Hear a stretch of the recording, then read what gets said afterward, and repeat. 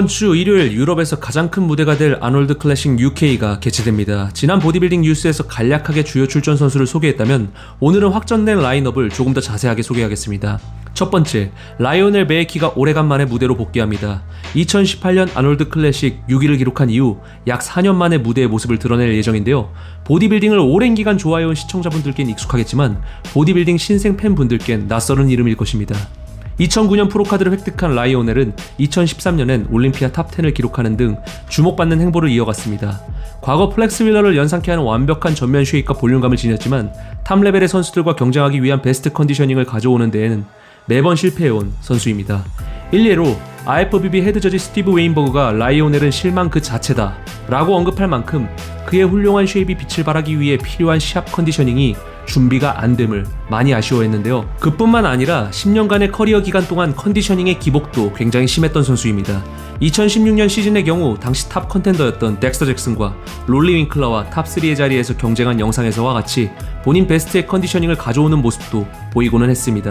문제는 1980년생으로 이제 더 이상 젊은 나이의 보디빌더가 아닌 라이오넬이 4년 만에 복귀 무대에서 현재 상승세를 달리고 있는 선수들과의 경쟁에서 경쟁력을 발휘할 수 있을지는 미지수란 것입니다. 다음은 맥스 찰스입니다. 작년에도 많은 시합을 치룬 맥스는 올 상반기 아놀드 클래식부터 보스턴 프로, 인디 프로, 뉴욕 프로, 그리고 올란도 프로와 푸에토리코 프로까지 상반기 내내 시합을 치르고 있는 상태이며 이번 아놀드 클래식 UK까지 도전하며 휴식기 없는 시즌을 보내고 있습니다.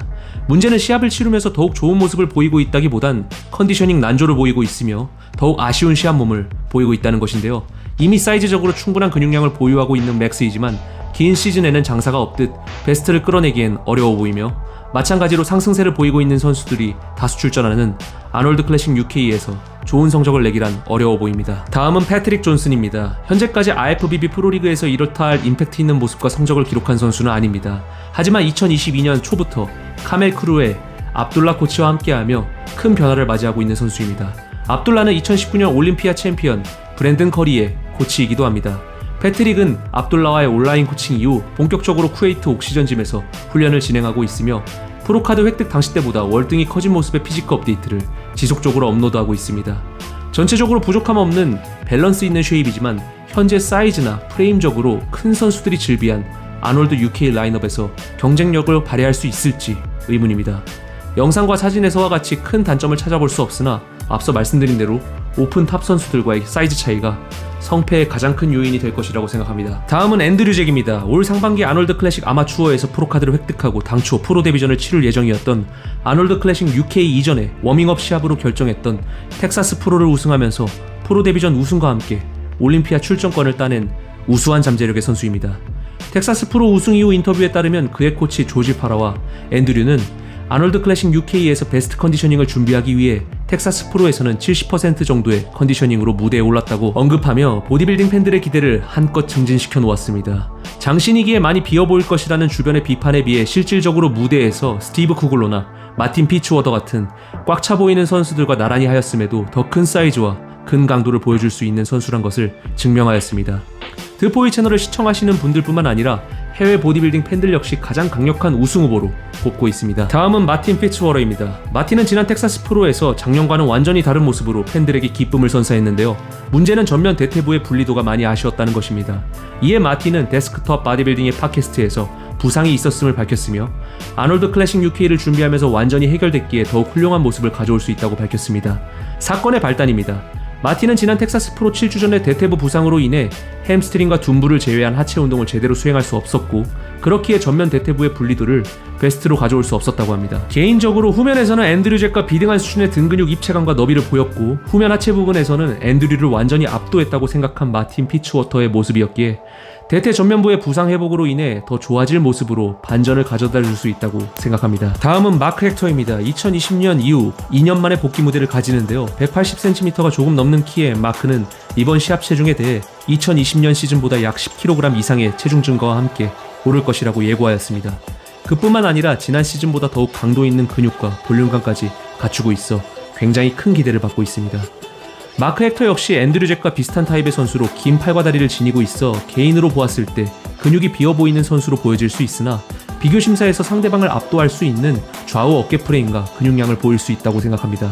해외 보디빌딩 미디어 중 하나인 보디빌딩 BS 채널의 닉 트리즐리는 앤드류 잭의 가장 큰 경계 대상이 될 타입의 선수라 언급했는데요. 앤드류 잭이 가진 무기들을 비슷하게 가지고 있는 타입의 선수이며 지난 대회에서의 컨디셔닝 역시 훌륭한 수준으로 가져온 모습을 보였기에 현재 SNS상에서 보여지는 모습과 함께 지난 대회의 컨디셔닝을 재현한다면 닉 트리즐리의 말처럼 앤드류 잭의 가장 큰 위협이 될 수도 있다고 생각합니다. 다음은 198cm 장신의 보디빌더 제이미 크리스티안입니다. 지난주 야마모토 프로컵에서 4위를 기록하며 2022년 첫 시합을 순조롭게 출발 중입니다. 밀로 사치프 코치와 함께하면서 보디빌더로서의 완성도를 갖추어 나가며 지난해보다 더 발전한 모습을 보이고 있습니다. 2m에 가까우면서도 완성도가 굉장히 뛰어나며 데뷔 이후 서서히 순위가 조금씩 오르고 있습니다. 물론 지난 야마모토 프로컵보다 훨씬 더 강력한 라인업의 아놀드 클래식 UK에서 당장의 우승 후보로 보긴 힘들지만 앞서 소개한 라이오넬 베이키나 맥스 찰스 같이 컨디셔닝을 놓치게 될 가능성이 큰 선수들에게 위기의식을 전달할 수 있는 툴을 갖춘 선수라고 말씀드릴 수 있습니다. 마지막으로 제임스 홀링시드입니다. 지난 올림피아 이후 복귀 무대를 갖는 제임스인데요. 지난 올림피아에서는 팬들의 기대에 부응하지 못한 모습, 적나라하게 표현하자면 근육이 납작해진 모습으로 무대에 올라 12위라는 다소 아쉬운 성적을 기록했습니다. 힘이 센 보디빌더들 중에서도 가장 힘이 센 축에 속하는 제임스 홀링시드는 고중량 프리웨이트 훈련을 선호하며 시합이 가까워짐에도 헤비 트레이닝을 하는 모습을 보여왔습니다. 이번 시합에 앞서서는 탄수화물 제한과 섭취에 대해 굉장히 신중을 가하는 모습을 보이고 있으며 올림피아에서와는 다른 볼륨감 있는 모습을 가지고 올 수 있다는 자신감까지 내비추고 있습니다. 180cm의 장신임에도 꽉 찬 근육 볼륨감을 보일 정도로 근매스가 많은 선수로 시합 체중 125kg 이상의 대형 보디빌더입니다. 제임스가 지난 시합과 같은 실수를 번복하지 않는다면 개인적으로 우승할 가능성이 가장 높은 선수라고 여러분께 감히 제 사견을 말씀드립니다. 지금까지 이번 주에 있을 아놀드 클래식 UK 주요 대진을 여러분께 전달한 특보이 채널이었습니다. 영상이 유익하셨다면 구독 부탁드립니다. 감사합니다.